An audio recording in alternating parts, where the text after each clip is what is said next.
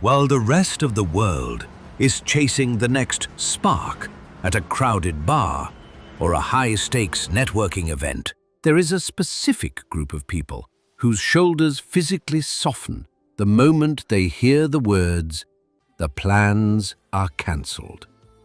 To an outsider, this looks like laziness, social anxiety, or even a slow descent into hermit-like isolation. But for the people who truly love staying at home, this isn't a retreat from life, it's an optimization of it. In 2026, we are witnessing a phenomenon known as socialized cocooning. But here is the question history and psychology have kept hidden. Is your home a sanctuary where you find your true self? Or is it a high-end prison designed by your own nervous system to keep you from the terror of being seen? Today, we unmask the deep psychology of the homebody, from the elite villas of ancient Rome to the disturbing hallucination experiments of the 1950s. Why do some people feel a spark of energy in a crowd, while others feel their battery draining with every hello? The answer lies in optimal arousal theory. Science suggests that the nervous systems of home-oriented personalities are hardwired differently.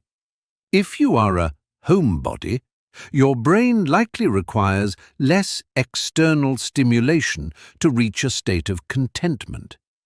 For you, a buzzing neon sign or a sharp overhead lamp isn't just a nuisance, it's a sensory drain. Psychologists have found that people who prefer staying in often share sensory processing sensitivity. At home, you have absolute control over the inputs. You control the lighting, the music, and, most importantly, the pace of conversation. For the highly sensitive, this control isn't a luxury. It's a survival mechanism to prevent anticipatory fatigue. You aren't avoiding people, you are protecting a finite resource, your social energy. This craving for a domestic fortress isn't a modern invention of the digital age. The Roman elite perfected the art of the retreat 2,000 years ago. They lived by two opposing concepts: Negotium, the busy, loud, and often dangerous public life of the city, and Otium. Otium wasn't just time off, it was a prestigious, purposeful leisure, dedicated to self-realization, contemplation, and the good life. Pliny the Younger, one of Rome's most famous home lovers, wrote extensive letters describing his villas as places where darkness and silence wonderfully promote meditation.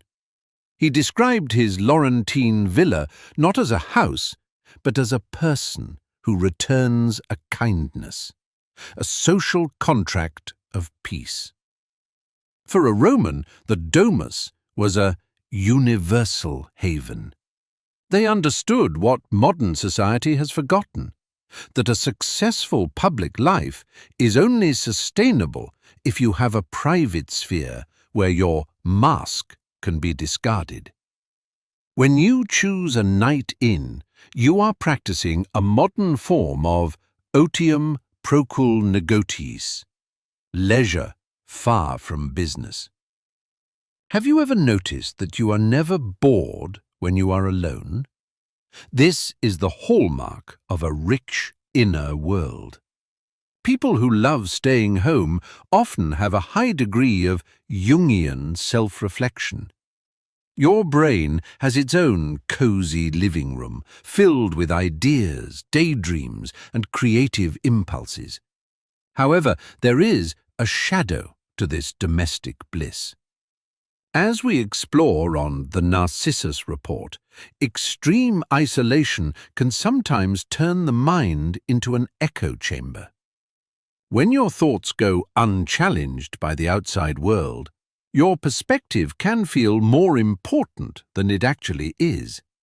What looks like quiet confidence on the surface can sometimes morph into a quiet self-obsession. The danger isn't the home, it's the possibility of building a version of yourself that only exists in your head, losing touch with how others actually think and feel.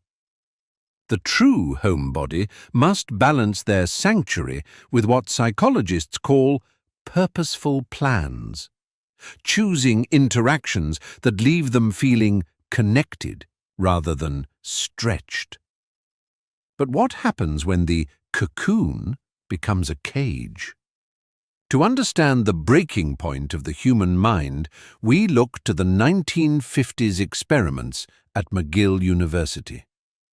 Researchers placed subjects in total isolation and sensory deprivation for just 3 days. What they found was terrifying. Deprived of the chaos of the outside world, the brain began to manufacture its own reality.